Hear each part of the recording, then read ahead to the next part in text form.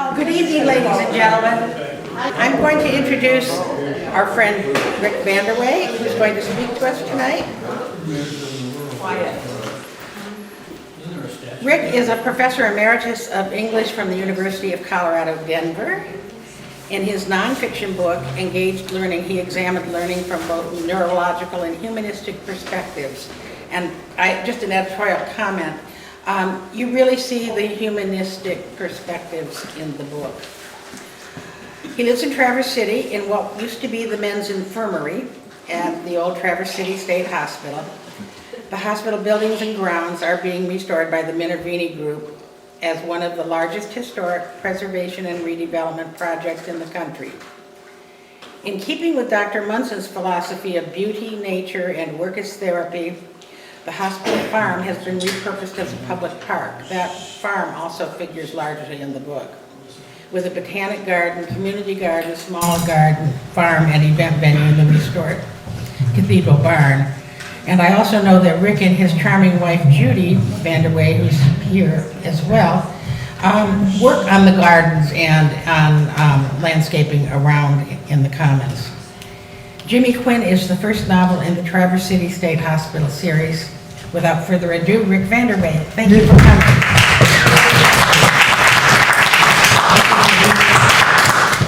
Thanks to Judy, Weaver and Ken Weaver for helping to set this up, and Ann Sweeney for helping with all of the audio-visual equipment, which we hope is going to work perfectly tonight. And so I'm very happy to be here to talk with you tonight. We have something in common in that all the really important work that this historical society has done in restoring the structures on the peninsula, from the Doherty House to the Lighthouse to the log cabin, have so much admiration for that kind of, that set of values. And so you're helping to keep history alive by making the structures visible to those people who evolved centuries and later. It'll still be there, we hope.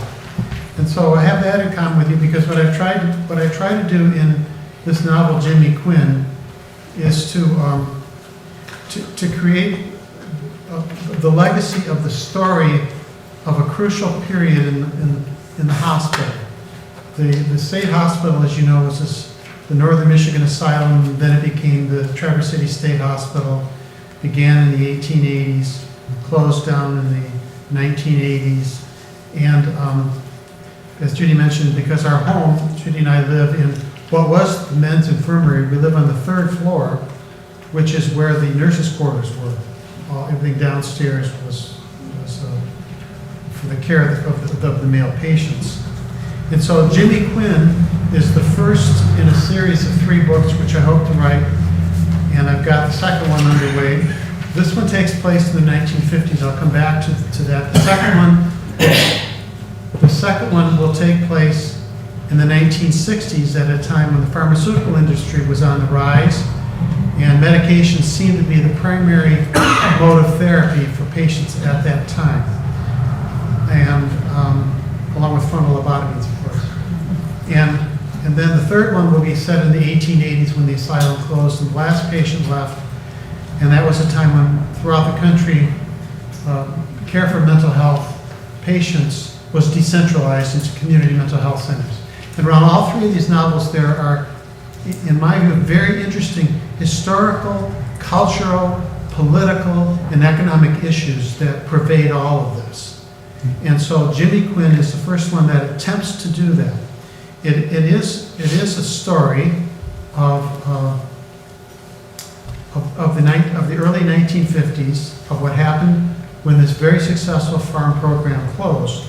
But it's also an imaginative story of 2 men who came to have a very close bond, a very close relationship with one another. One more therapeutical, the other one was a patient at the hospital.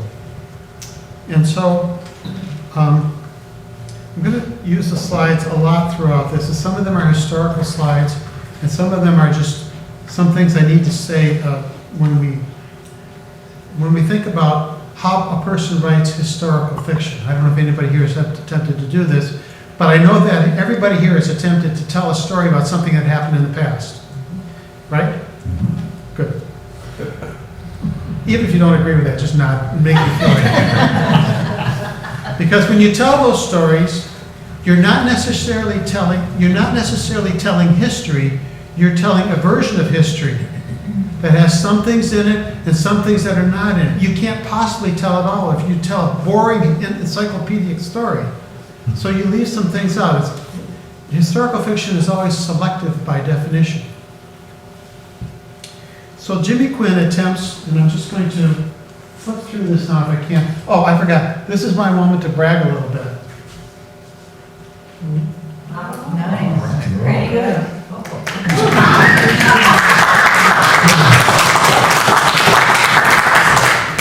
We'll find out in December how both of these go. So I wanted to write this book because I was interested, yes, in the history, but more in the history that's not written. In the history books that are written about the old state asylum, they're all very interesting, and Decker's book is the most famous one, you probably know that, and it really chronicles in the best detail what happened in a way over the course of time, the broad strokes of history, and where were the buildings, where were they located, how many cows were here, how many pigs, how many of this and how many of that. And there are other stories that are more photographic in nature, but very few of them actually tell the story of the people who lived there. It was the patients' voices and the patients' stories that are most missing from all of the history books. So I wanted to do what John Steinbeck urges writers to do, and that's on this next slide. He says, in every bit of honest writing in the world, there is a base theme. Try to understand men. And I'm sorry for the sexism of this, but he means try to understand people, as you know. If you understand each other, you will be kind to each other. Knowing a man well never leads to hate and always leads to love. Try to understand each other. Boy, how about those words for a moment? So, and we all know from exposure to others that we lose the myth that we carry around and hold about them.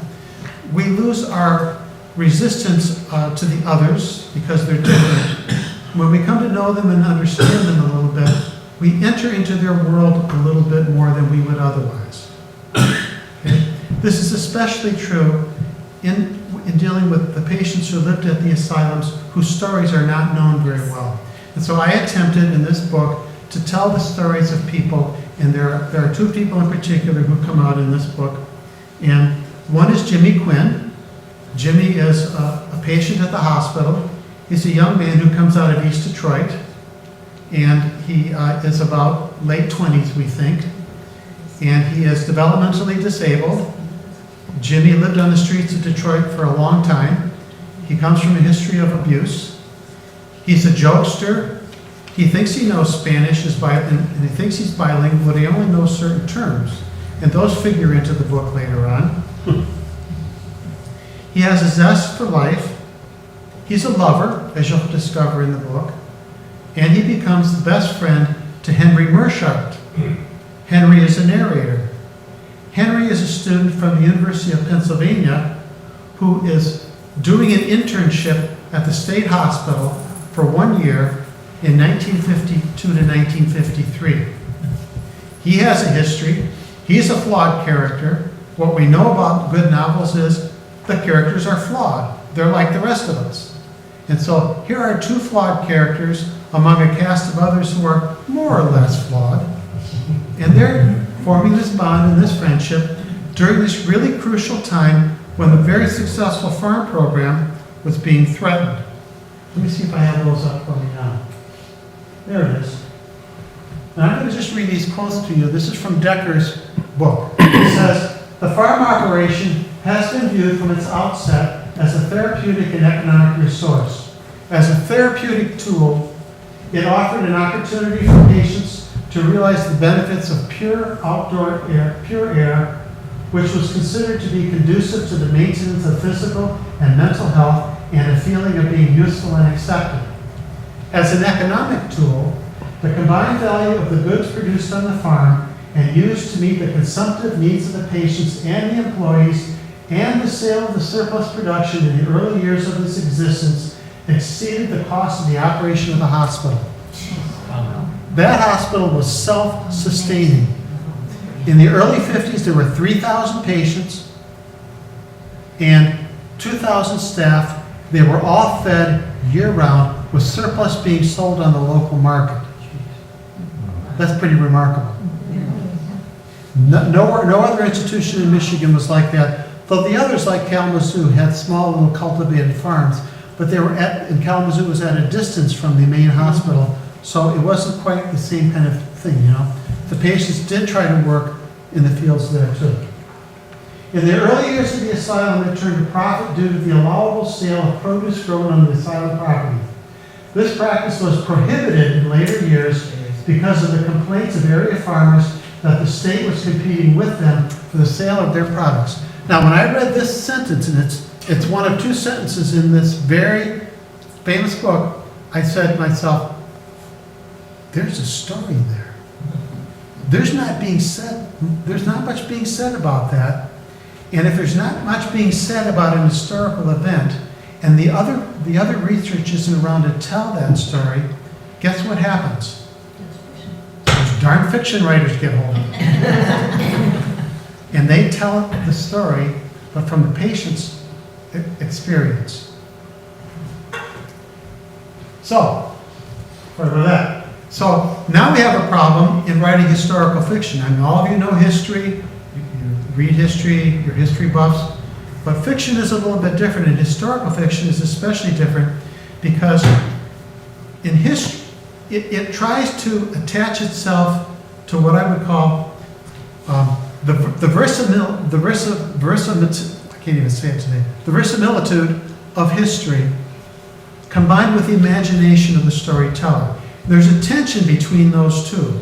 You can't exceed the facts of history and still have people stay with you, nor can you undersell or underplay the narrative of the story of people. You lose them too. So there's a tension between those two. You see what I'm getting at? In the stories of the Civil War, you couldn't say, New Zealand came in on the side of the Confederacy. I mean, that's contrary to what we all know about the contours of history. But it's possible that a New Zealander may have come and fought on the side of the Confederates. See? So there's a tension in there. And this tension you're going to see as I go on in this evening was always with me all the way along, especially as I looked at photographs. So, this is what Hilary Mantel, if you're aware of her, she's a great, maybe the best historical fiction writer. She said, does historical fiction have a duty to be historically accurate? If we start using words like duty and responsibility about historical fiction or any fiction, we're in danger of leaching all the vigor out of it with a sense of worthiness.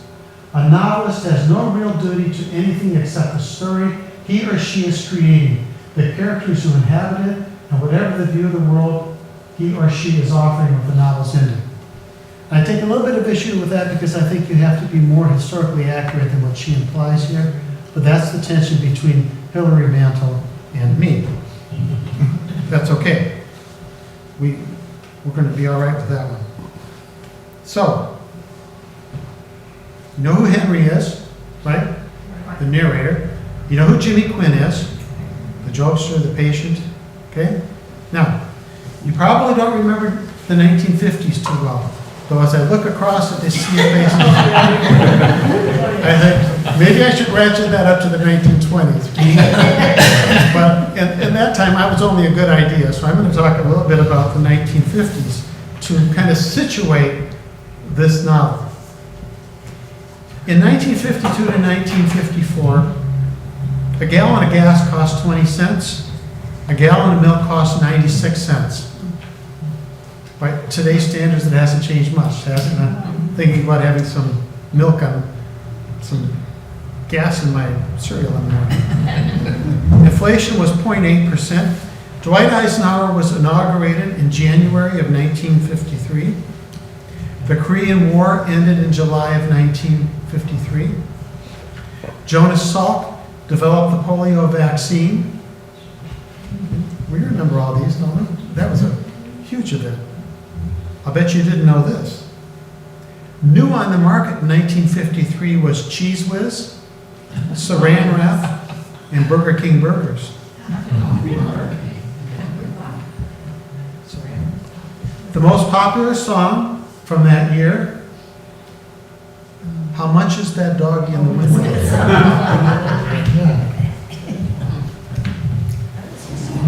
William Holden won Best Actor for Stalag 17.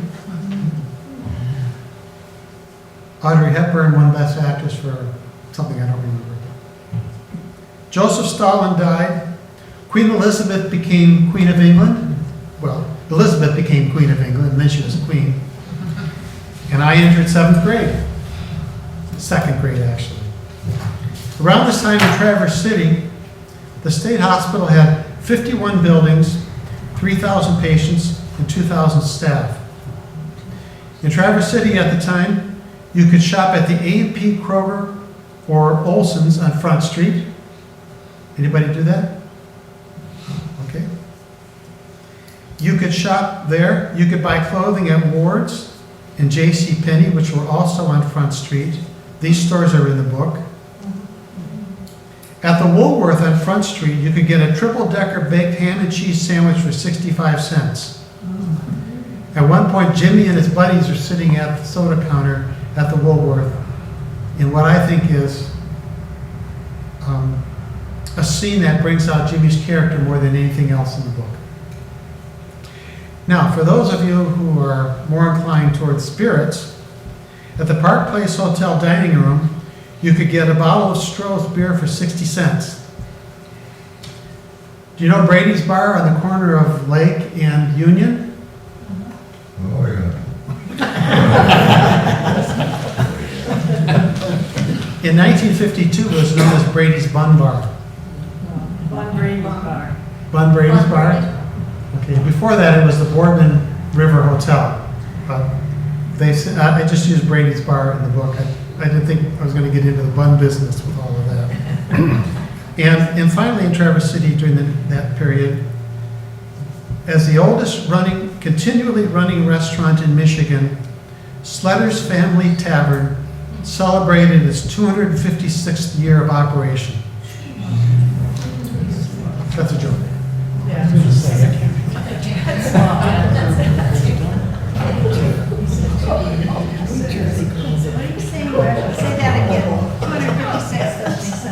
It's the oldest continually running family restaurant in the state of Michigan. Yes. And I made a little joke that it was 256th anniversary, which would have had Native Americans going to it. in the 17th century. So Rick's going to write down, scratch that. That is a really crappy joke.